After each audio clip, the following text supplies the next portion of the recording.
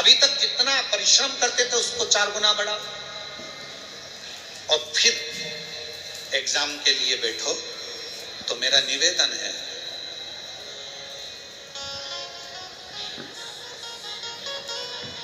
कभी तुम्हारे पास में अगर रुद्राक्ष है सीहोर का, तो उस रुद्राक्ष पर तुम्हारे घर में अगर अलोनी भस्म कहते हैं, तुम्हारे यहाँ गोबर के कंडे को क्या कहते हैं? गोबरी है? छाड़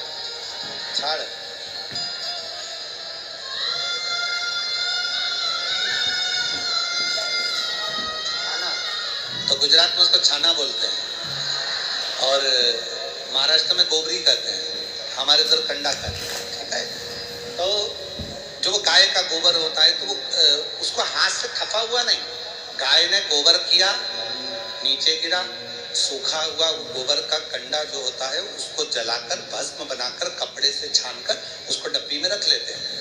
जब ऐसा लग रहा है कि मेरा ये काम हो ही नहीं रहा, अटक रहा है, तो सोमवार की अष्टमी जब पड़े तो वो थोड़ी सी जो भस्म है वो उस रुद्राक्ष पर, 5 मुखी पर अघोरेश्वर महादेव का नाम लेकर चढ़ा दी जाए और उसी भस्म को खाकर, उसी भस्म का तिलक लगाकर यदि कार्य के लिए जाया जाए तो वो कार्य सफल होता ही है, उसमें अड़चन आ ही नहीं सकती। उस कार्य में कभी अड़चन नहीं आ सकती, क्योंकि अघोरेश्वर महादेव का उसमें नाम है, अघोरेश्वर। तो 2 रुद्राक्ष दुख को, तकलीफ को, बीमारी को, कष्ट को, अड़चन को समाप्त करते हैं। उसमें 5 मुखी में भी इसलिए मूल है क्योंकि उसमें अघोर भगवान शिव का एक मुख जुड़ा, अघोरेश्वर। और दूसरा है 7 मुखी रुद्राक्ष। फिर 4 मुखी का भी वर्णन आता है, इसे रुद्राक्षों का स्मरण किया जाए।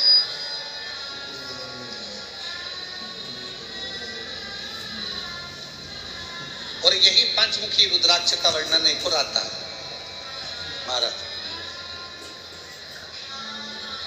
डॉक्टर ने कहा कि कमर का गुरिया चले गया है और वो गुरिया खसक गया है, या घुटने का ग्रीस खत्म हो गया है, या घुटने में गैप आ गया है, या कमर में गैप आ गया है और व्यक्ति को लगे कि मैं बैठ नहीं पा रही हूँ, जमीन पर नहीं बैठ सकती, डॉक्टर कह रहा है कि कुर्सी पर बैठना पड़ेगा, नीचे नहीं